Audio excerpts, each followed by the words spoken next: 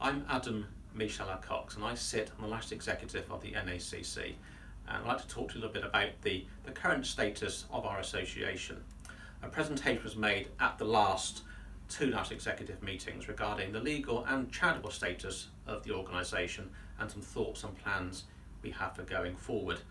The NACC is currently an unincorporated association, which is basically a membership driven organisation with a committee that runs it. An unincorporated association tends to be membership based, it's often charitable in nature, it's usually run by members elected to a management committee, it tends to be quick and easy to set up, so thereby clubs, groups, associations tend to be unincorporated associations. It's not a legal entity in its own right, and members of the management committee are personally liable.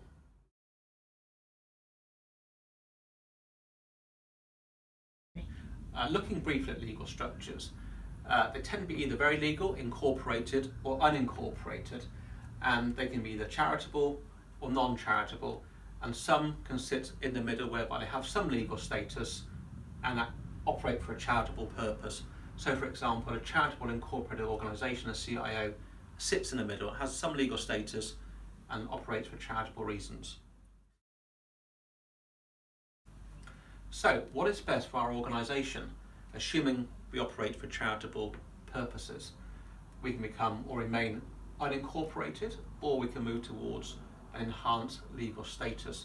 If we become incorporated, we could become a limited company registered as a charity, or a charitable organisation, a CIO. So, the considerations. There are various definitions of charitable activities. Not-for-profit, voluntary, it's a cause, it's a movement. So we probably do fit into those. If we do move towards a legal charitable status, how will this transition be recognised or regarded by other stakeholders? Is the NACC seen by some as being a trade association, or by others as operating for or within the public interest anyway? Would it actually make a difference if people understood the NACC were an incorporated association as opposed to a limited company or a registered charity? We are currently a not-for-profit organisation anyway. Do people actually know the current NACC legal status? Okay, go. Some considerations. Some large organisations may actually find it easier to support a registered charity.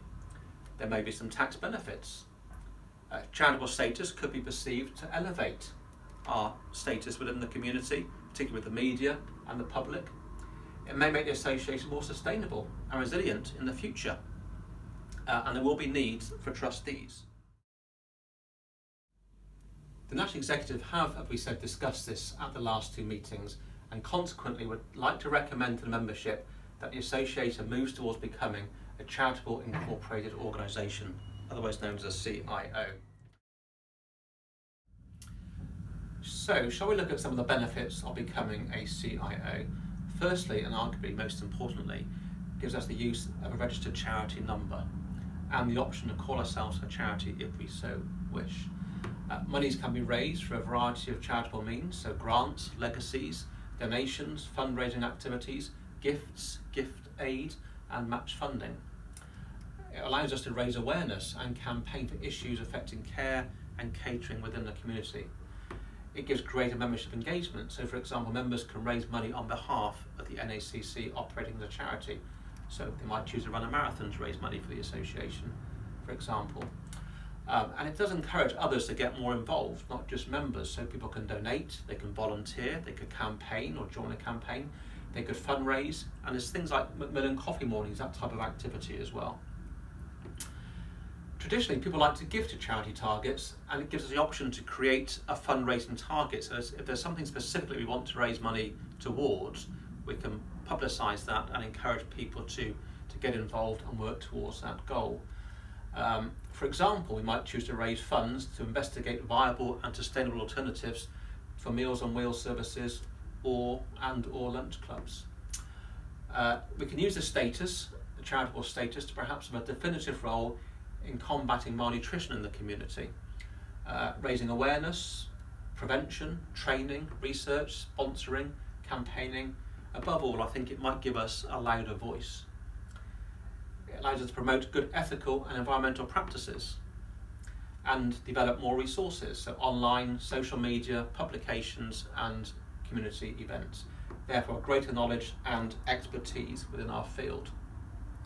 And finally, it gives the NACC greater options moving forward for the size and structure of the organisation. So for example, if the membership were to grow to 1,000 or more, would the current structure be fit for purpose? Would it be realistic for it to be run by a group of volunteers? CIOs can be membership organisations where the trustees are elected from the membership, plus can have paid employees as well. And as at the moment, individuals can still be members, can still pay monthly, annually, and in addition to that, as we mentioned before, there are other options to raise money. And finally, but still important, there are corporate benefits. For example, Microsoft give free Office 365, and you get free Google advertising for charitable purposes. So it's worth considering. So thank you for listening. This video will be uploaded to the new NACC website along with the PowerPoint presentation. Please have a think about this and maybe discuss it amongst yourselves at your meeting. And at the AGM later on in the year, we will be voting on this subject with a view to taking the association towards charitable incorporated organisation status. So